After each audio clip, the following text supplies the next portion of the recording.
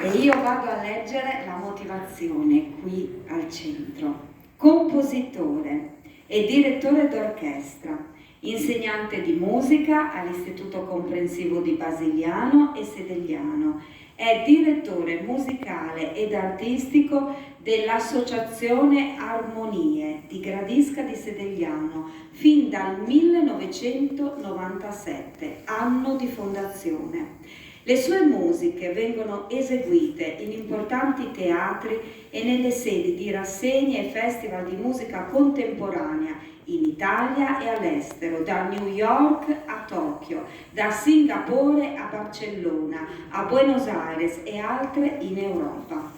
Molte delle sue composizioni sono inserite nei cataloghi di varie università americane. Ha acceso la passione per la cultura musicale in molti musicisti, trasmettendo loro il valore dell'appartenenza al territorio friulano. Fabrizio Fontanotte consegna il premio al sindaco di Tarcento, Mauro Stecati, presidente della commissione Premio Epifania, con il presidente Proloco Tarcento Nazareno Orsini, ecco al centro per la fotografia, eccoci qua, e allora vedete il premio, la motivazione e l'immancabile numero del Pignarul, Fabrizio Fontanotte.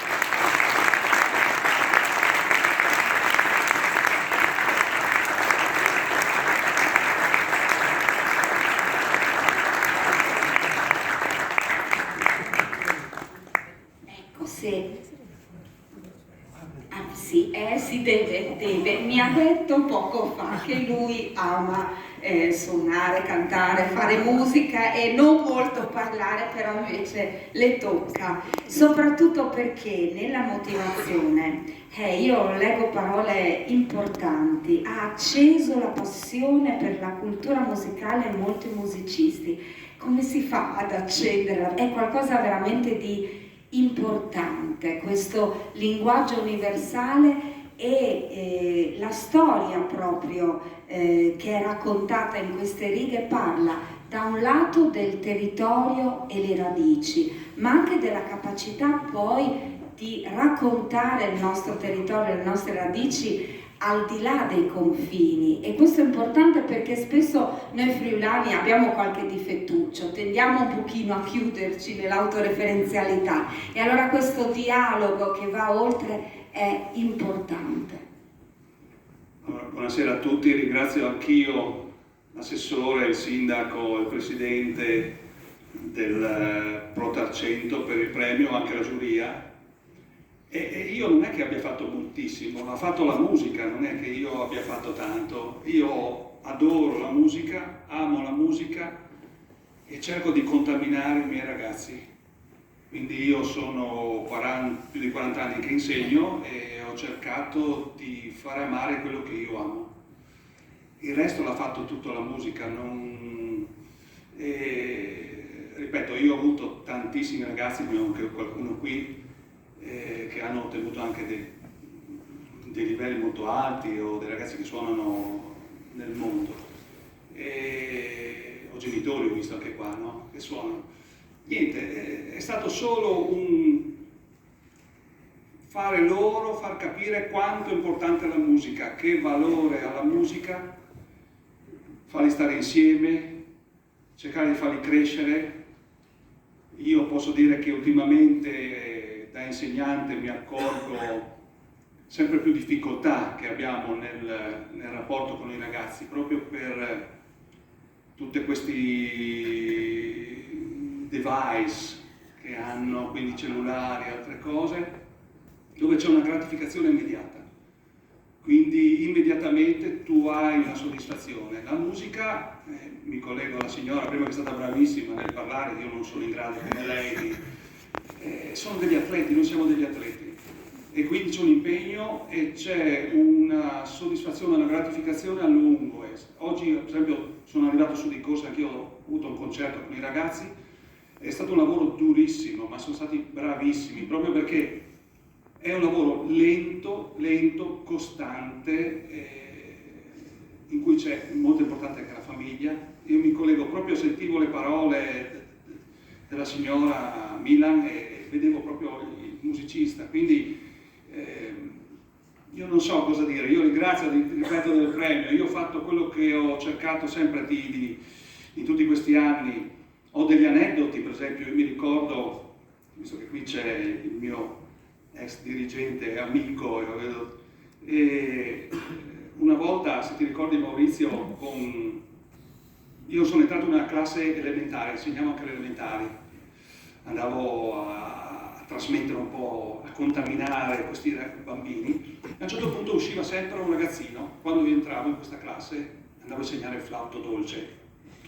Non lo amano, ma è bellissimo, se si sa amare è bellissimo. E a un certo punto lo facciamo uscire, ma perché esce questo ragazzino? Perché dice non sente, e allora lo facciamo suonare lo stesso, no? E ho iniziato a fargli insegnare col flauto dolce, facendogli piano piano, lui suonava. Quando è arrivato come alle medie, gli ho dato il sax tenore che appoggiava sulla gamba, quindi sentiva le vibrazioni. E in terza media, con il mio ex dirigente, abbiamo fatto fare un esame, ma io l'ho portato anche ai concorsi internazionali dove ha suonato insieme agli altri ragazzi, quindi la musica è anche questo. E anche, visto che collego al Covid, quando è successo quella problematica, aver chiamato tutta la raccolta a tutti i ragazzi e mi hanno mandato tutte le registrazioni, abbiamo realizzato un bel video, quindi perché avevamo fatto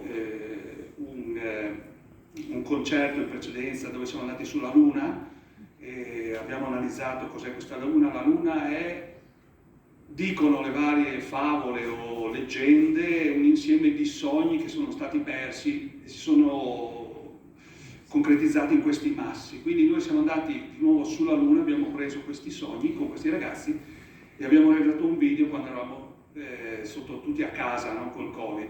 Un premio che poi è stato premiato anche dal Ministero.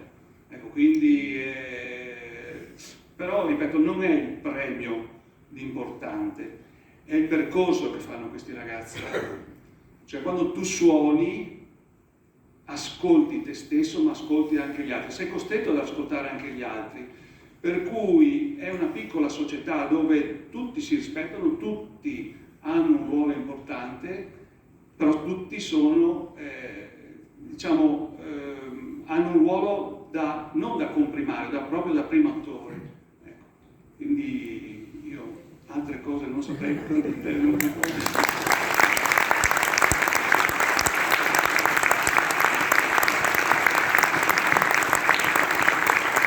Ha detto cose molto belle e importanti e soprattutto poi tutto questo mi colpisce avviene in piccoli paesi, perché parliamo di Basigliano, di Gradisca, di Sedegliano, sono fecondi questi piccoli paesi. I ragazzi sono meravigliosi dappertutto. Allora io ho avuto 40 anni in cui ho avuto dei ragazzi straordinari, devo dire la verità, no? E bisogna volergli bene e dargli tanto. Loro ti restituiscono molto di più di quello che tu dai, ma veramente. Cioè, una delle cose che mi hanno insegnato quando ero un giovanissimo docente era quello che si impara sempre dall'allievo, ed è vero, io imparo giorno per giorno dai miei allievi, mi danno molto più di quello che do io, ed è fondamentale questo. Per cui questi piccoli paesi, ripeto, quando siamo andati, posso un altro aneddoto? Adesso mi fate parlare dopo. Concorso, mi trovo a Roma Ministero, dove c'era una scuola romana, io che venivo da Basigliano e una scuola siciliana. Mi trovo davanti alla commissione e dice: da dove viene? Scuola media Basigliano. Faccio vicino Udine. Allora dico 120 km da Venezia. Ah, sì, freddo lassù. Sì, ho detto tantissimo, tantissimo. Questa è la prima volta. Ma le volte successive, quando siamo andati altre volte, sapevano benissimo dove era Basigliano. Sapevano benissimo. benissimo dove lo vogliamo, quanto questi ragazzi hanno dato. Ultimo, vi racconto questo. Allora, sempre aneddoti veri e vissuti. Ministero, abbiamo suonato al cortile della Minerva con questi meravigliosi ragazzi e non eravamo solo noi, ma c'erano anche altre attività. E c'era un pianoforte da spostare e una batteria da spostare. L'ispettrice dice, qui c'è un problema perché dobbiamo spostare e abbiamo solo 2 inservienti, no? Come facciamo? Come facciamo? Io non ho visto nessun problema, chiamo i miei ragazzi, e qua, io testimonio, dico ragazzi dovete spostare quel pianoforte, dovete spostare questa batteria. In un secondo loro l'hanno fatto, senza bisogno di chiamare altri assistenti o così via. A Ugagliardi sti friulani hanno detto, no, mi ricordo. Per noi è normale questa cosa qua, invece probabilmente in altre parti. Quindi sono dei ragazzi fantastici, bravi musicisti, ma soprattutto hanno tanto dentro. Ma tutti i ragazzi, non solo i miei.